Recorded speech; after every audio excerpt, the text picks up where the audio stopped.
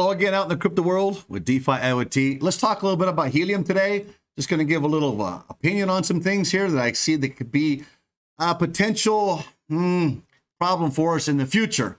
Let's talk about this a little bit. And yeah, I think we need to talk a little bit about this. Don't go away.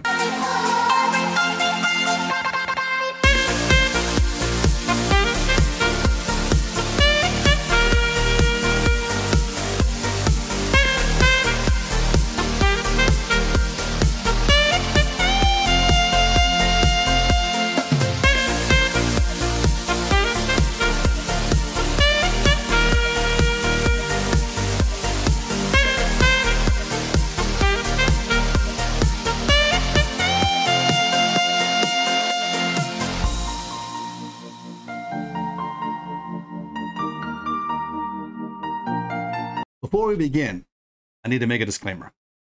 Here at DeFi IoT Latin America, we are not professional financial advisors, or are we paid by any company to promote certain products. We here at DeFi IoT Latin America, we invest our own money. We take our own risks. We learn, we make mistakes, and we share what we learn, our successes and our mistakes with you. So this video is for educational purposes only. If you like what we're doing, please subscribe, hit the bell, give us a thumbs up, and write to us what more you'd like to learn. Let's go in now and see what else we can share with you. Really good. This is not going to be a long video. Just kind of want to talk a little bit today. I think that I might start voicing more how we feel here at DeFi IoT Latin America, some things that I think many people are just overlooking. A lot of people are just jumping in with Helium, PLANETWATCH, whatever. They really don't know what they're getting involved with or why they're doing it. And that's going to cause everybody to lose, like PLANETWATCH is happening now. You know, there was people that were out there telling everybody where to buy these hotspots at for PLANETWATCH and so forth. And now there's some people who I see on their Telegram groups ones complaining and they're bagging their project because now it's already, you know, the payments have gone down and so forth. And so everybody's crying about it. And what do you expect's going to happen? If you start going out and telling everybody about the thing, then it overloads the systems. One, the growth is too fast, and it diminishes payments for everybody. So basically, let's back up a little bit. For those of you who don't know what Helium is, basically it's a project where you can purchase a device that looks like a router. You hook it up in your home. It uses very little electricity and very little internet, Ethernet or Wi-Fi.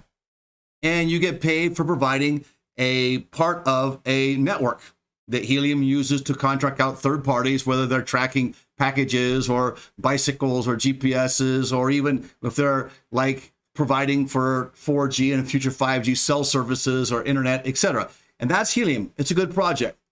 Problem is the YouTubers have gone out and exploited Helium and all these other projects to get their hits and their likes and so forth so they can make their money on YouTube. They really don't care about the project. Most of the YouTubers have maybe 1 or 2 hotspots, and most of those were given to them. Very few of them actually buy them.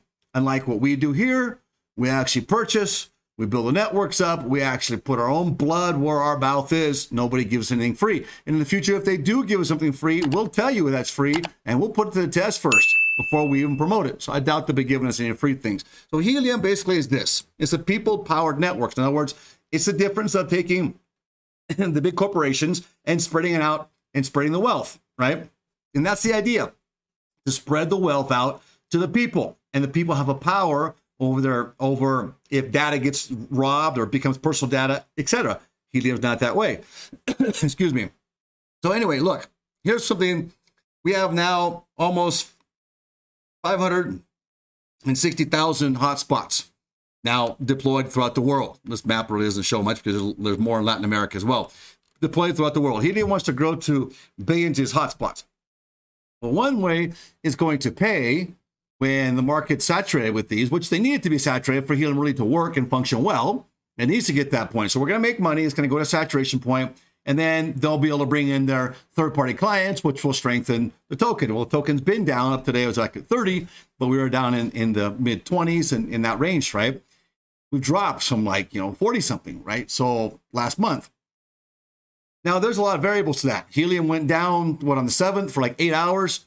There's so many people coming into Helium now that the network, it can't handle the growth, just like with PlanetWatch.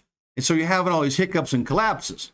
Well, it's caused also a bit of disconfidence, if you would, I guess that's the right word, in the actual token price. And we've seen that drop. Now it shouldn't be dropped now. If we look at Bitcoin, Ethereum going back up, you know, why is Helium going the other direction? Same with PlanetWatch. We compare those two. Well, here's something that concerns me, and I thought all those hiccups can be worked out.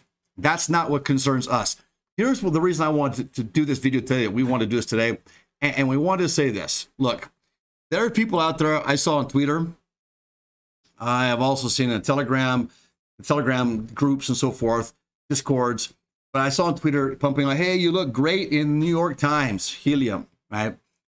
And everybody's touting, "Hey, Helium finally, you know, we're being recognized for cryptocurrencies, et cetera, et cetera." Well, let me just say something to you right now. We need to keep Helium, and we need to keep PlanetWatch and these other projects, SC Prime, so off the flipping government radar. There's a podcast in Philadelphia that's all Helium. We need to not do those things. We can communicate privately, but what's happening is people are exploiting Helium to get their own podcast or their own YouTube channel, etc. You don't see us here talking a lot about it. We give updates once on Helium.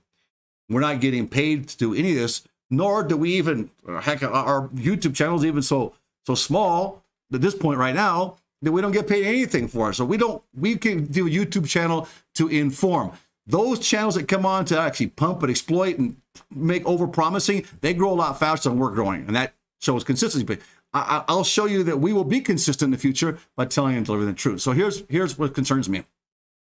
This New York Times article has put Helium on the Joe Biden radar, meaning that most likely now we're going to see in the next year or 2 years regulation come down on Helium and those that have hotspots. And it's going to be so much so that we're going to get nailed for taxes. It's going to be a pain in the derriere. So please, people, we need to not be blowing our horn and telling everybody about what's going on. Tell specific people.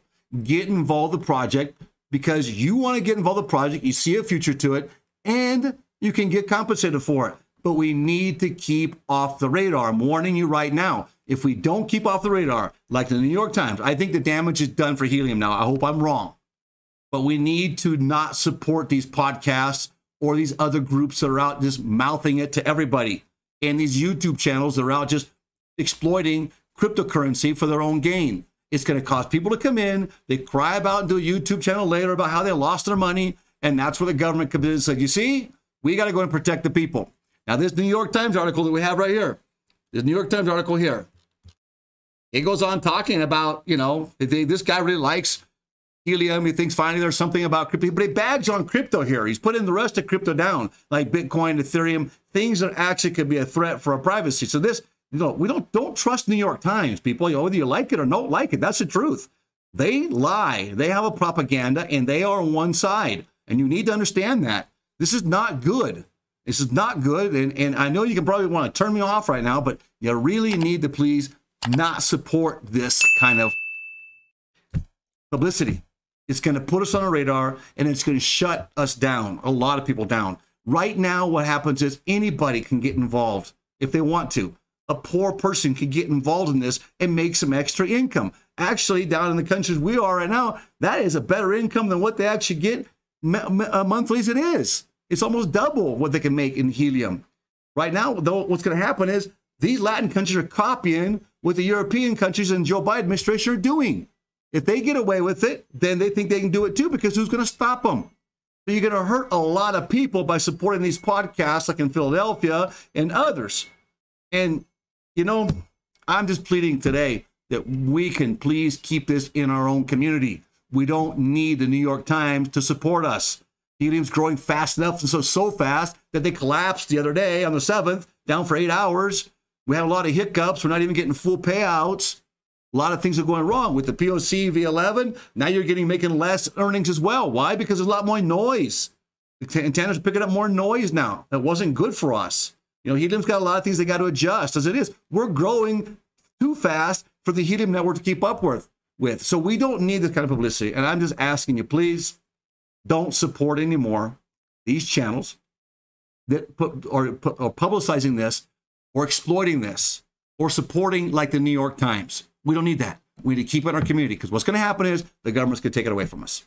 And mark my word on that. You're going to start seeing that happen now. They're going to make it so difficult that people are going to get discouraged, and that's going to hurt the project and hurt the future for all of us, including Helium.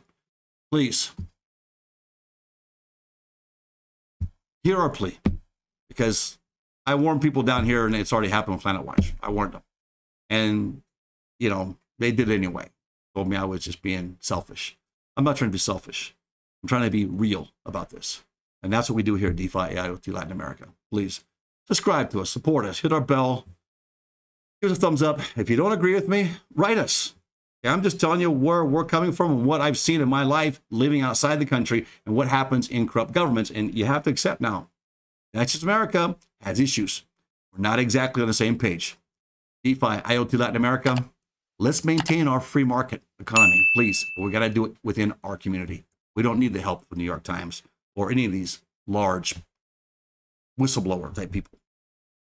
Talk to you tomorrow.